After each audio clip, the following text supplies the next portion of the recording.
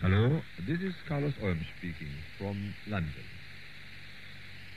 I'm since 7 years recording engineer here in our little place, and I will try to remember the night when I recorded Jimi Hendrix together with the group Heir Apparent. Yeah, the musicians, they came and set up their equipment something like 6 o'clock in afternoon, late afternoon. And we messed around, I think, to 10 o'clock, 10, 11, to get the right sound. And then Jimmy arrived in his very colorful dress. He was sitting down in a corner, very quiet. And after he heard now our work, he started to convert everything to his taste. He started with the drums to set up each microphone to the right sound with the best equalization. And I must say, I was very, very impressed about this way of working at this time. And the boys had really a hard time with him to please him with the sound, and we did, I think, 5 or 6 versions complete through. But always he found something which would be, which he thought it's not correct. And we did it again. And so it came that it was already 3 o'clock at night when he started to put his parts on the tape. And he had to play the middle 8 part and the end. And he asked me for a very insensitive microphone. Then he said, I will play quite loud.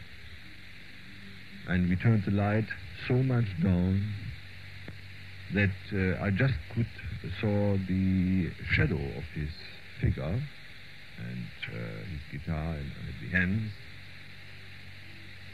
And I must say, I was very impressed the first time he played.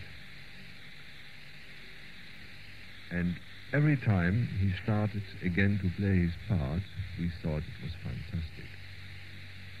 Only he didn't thought so. And he always raised his hand and said, again, again. And so it came to 5 o'clock in the morning, he was still playing on his parts. Never satisfied. And in the end, he agreed, and it was already so late, and we started the mixing. And it came out that